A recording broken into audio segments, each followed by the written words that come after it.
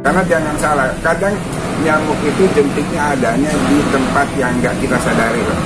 Misalnya Spencer, nyamuknya kan nyamuk elit gitu kan. Oh, nyamuk elit gitu kan. Dia nggak suka di tempat yang kotor-kotor. Karena raping bukan hanya milik Pogi, bukan milik COVID loh gitu.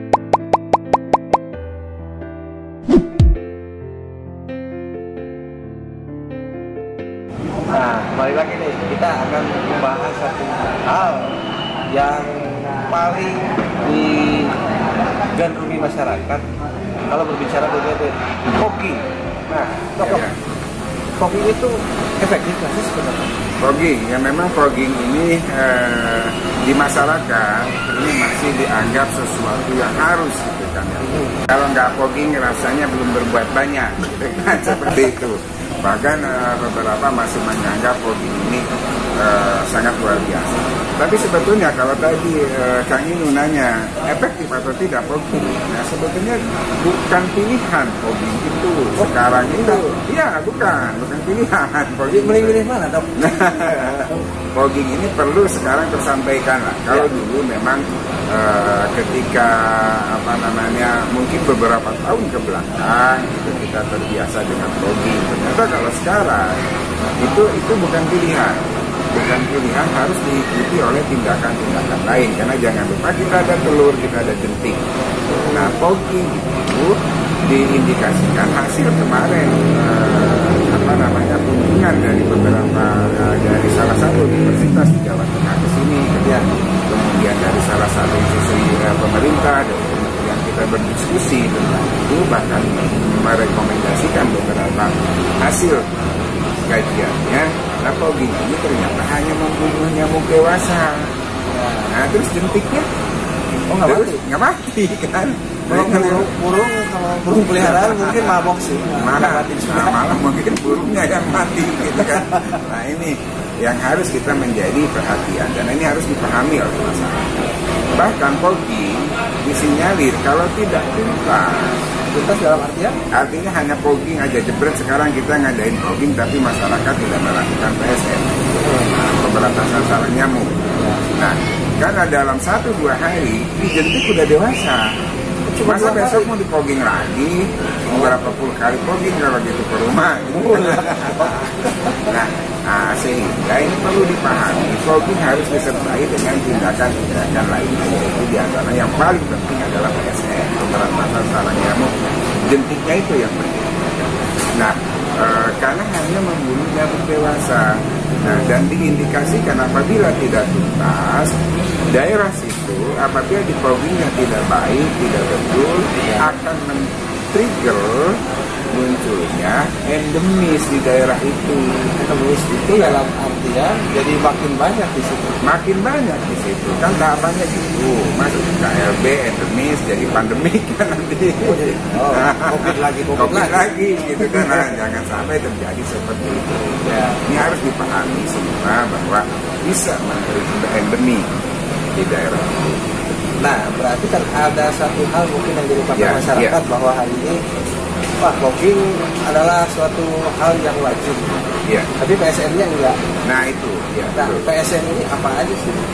Pemberantasan sarang nyamuk apakah kita yang nyari-nyari nyamuknya atau kita yang nyari jentiknya atau gimana? Nah, itu harus ada yang nyari nyamuk gitu kan. Karena di kita ada program GIRIS. Gerakan satu rumah satu jentik. Nah, artinya kita harus meningkatkan kewaspadaan di rumah masing-masing, paling tidak di lingkungan kita. Karena kuncinya kan nanti ujung-ujungnya sama kayak COVID, PHBS. Iya kan, sama PHBS. Kalau memang mau keluar dari kesulitan masalah penyakit yang punya potensi menular, PHBS gitu kan. Gerakan satu rumah satu jentik itu harus dilakukan di setiap rumah tanpa harus menunggu ini terus itu. Dan nanti harus dengan penuh kesadaran sendiri. Karena jangan salah, kadang nyamuk itu jentiknya adanya di tempat yang nggak kita sadari loh. Misalnya Spencer, sisa tetesannya. Oh, yang di bawah kerannya itu. Nanti kalau Kang Inu mau saya tunjukin tuh filmnya, ada tuh betapa banyak tuh jentik nyamuk di yang penampungan di Spencer. Kerannya. Iya. Terus ini juga dok, kan ada yang bilang kalau ada jentik nyamuk di air kotor itu belum pasti DBD. Emang kalau habitat mereka di mana? Nah, iya betul. Kalau di nyamuknya kan nyamuk elit gitu kan. Oh, nyamuk elit gitu kan. Dia nggak suka di tempat yang kotor-kotor. Dia di daerah yang bening. Kayak di tempat penampungan air, kan ada tempat kita misalkan untuk berwudu, kemudian di bak mandi yang nggak pernah kita kuras. Seperti tadi yang paling sederhana adalah di sisa tumpahan dispenser kembali karena ini yang bening-bening. Jadi ternyata DBD itu nyamuk elit. Itu harus jadi di garis bawahi. Jadi hidupnya yang bersih-bersih. Kalau jentik yang di kotor-kotor itu identiknya nyamuk apa tuh? Kan ini mau nyamuk nakal. Jadi sampai berbicara jentik ini kan kalau pemerintah saja yang bergerak kan susah gampang. Karena masa sih dokter masuk rumah-rumah warga gitu cari jentik. Nah, ada kiat ya mungkin ke masyarakat apa sih yang harus mereka lakukan kalau tidak ingin di wilayahnya ada DBD? Ya ini yang paling penting, ini kan salah satu yang paling penting adalah partisipasi masyarakat. Karena ini kan yang pemberantasan sarang nyamuk itu tidak melalui obat, tidak mungkin juga dilakukan oleh tenaga kami yang ada di puskesmas. Bukan tidak mau, tapi kan sangat terbayangkan suatu kecamatan kalau kami harus harus memberantas sarang nyamuk dengan tenaga yang sangat terbatas. Makanya perlu partisipasi masyarakat, perlu kepedulian kita sekarang. Yuk kita sekarang bareng-bareng bahwa ini sebetulnya dengan langkah-langkah yang sederhana. Makanya ada gerakan 3M. Ada 3M, menutup tempat penampungan air, kan, menguras tempat penampungan air, kemudian mengubur atau menggunakan kembali barang-barang bekas supaya tidak jadi penampungan air-air bening. Oh, saya kira 3M itu murah, meriah, maslahat.